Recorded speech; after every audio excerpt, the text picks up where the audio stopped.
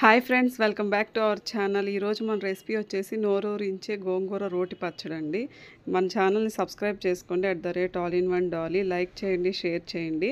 మన channel subscribe చేసుకున్న వాళ్ళందరికీ థ్యాంక్ యూ సో మచ్ అండి. లైక్ చేసి షేర్ చేసిన వాళ్ళకి, ఇంకా సబ్స్క్రైబ్ చేసుకుని వాళ్ళందరూ సబ్స్క్రైబ్ చేసుకోండి friends. Please support me. This is my new step.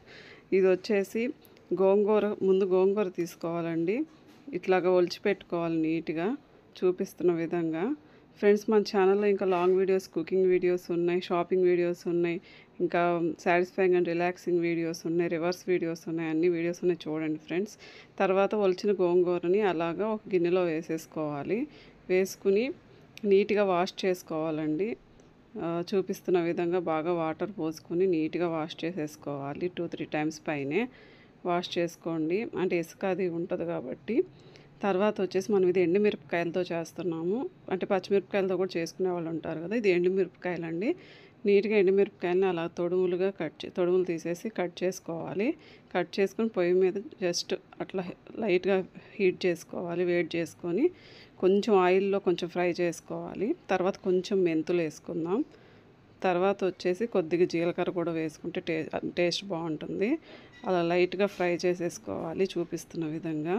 Friends, మన ఛానల్లో కార్తీక మాసానికి సంబంధించి కూడా వీడియోస్ ఉన్నాయి, పోలిపాడ్యం ఇలాంటి వీడియోస్ కూడా ఉన్నాయి, చూడండి ఫ్రెండ్స్. తర్వాత వేయించుకున్నటువంటి ఆ ఎండుమిర్చిని తీసుకుని ఒక గిన్నెలో పెట్టుకోవాలి. తర్వాత వచ్చేసి మనం దాంట్లో ఎక్కడ వీడియో స్కిప్ చేయకుండా చూడండి ఫ్రెండ్స్. కొంచెం మిస్ అయినా మళ్ళీ కన్ఫ్యూజ్ అయిపోతారు.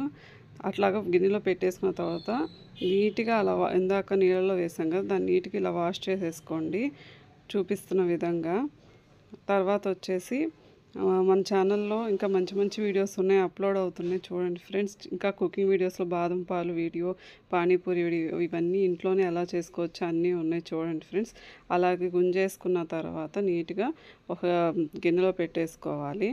పెట్టుకుని దాన్ని ఇప్పుడు మనం ఉడికించుకోవాలి. ఎలా ఉడికించుకోవాలో చూద్దాము.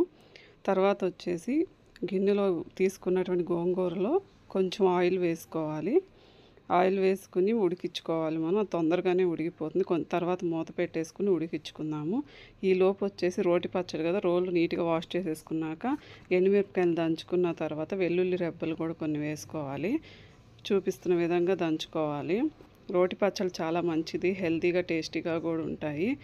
మనం వెనకటి వాళ్ళు ఇవే తిన్నారు. ఇప్పుడంటే మిక్సీలు అవి వాడుతున్నారు, కానీ ఎంతైనా రోటి పచ్చడికున్న టేస్ట్ దేనికి ఉండదు. ఇది వచ్చేసి తర్వాత ఉడికించుకున్న గోంగూరని ఈ ఎండుమిర్చిలో వేసుకుని దంచుకోవాలి, కొంచెం కొంచెం వేసుకొని. తర్వాత దీంట్లోనే మనం కొంచెం ఉప్పు కూడా వేసుకోవాలి. తర్వాత వచ్చేసి మనం సర్వ్ చేసేసుకోవటమే. Please subscribe @all-in-one-dolly. Thank you friends. Bye bye.